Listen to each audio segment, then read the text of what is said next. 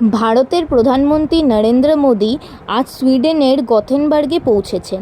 এখানে তিনি ইউরোপীয় ইউনিয়ন ও সুইডেনের সঙ্গে সম্পর্কে গড়ে তোলার লক্ষ্যে গুরুত্বপূর্ণ আলোচনায় অংশ নিচ্ছেন। এই সফর ভারতের জন্য কৌশলগত গুরুত্ব বহন করছে, কারণ দেশের বাণিজ্য, প্রযুক্তি, উদ্ভাবন এবং পরিবেশ প্রযুক্তি খাতে ইউরোপীয় বিনিয়োগকে আরও প্রসারিত করার পরিকল্পনা রয়েছে। সুইডেন সফরের মূল উদ্দেশ্য হল ভারতে বিনিয়োগ বাড়ানো এবং দুদেশের মধ্যে বাণিজ্য বৃদ্ধি, গ্রিন টেকনোলজিস ও ডিজিটাল উদ্ভাবন নিয়ে সহযোগিতা।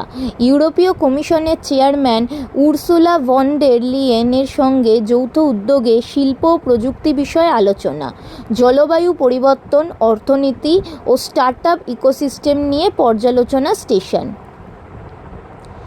এটি প্রধানমন্ত্রী মোদীর 5 দেশীয় ইউরোপ সফরের তৃতীয় পর্ব এবং এমন সময় যখন বিশ্বের বিভিন্ন দেশগুলো ভারতের বাজারকে একটি গুরুত্বপূর্ণ প্রযুক্তি ও বাণিজ্যিক অংশীদার হিসেবে দেখছে।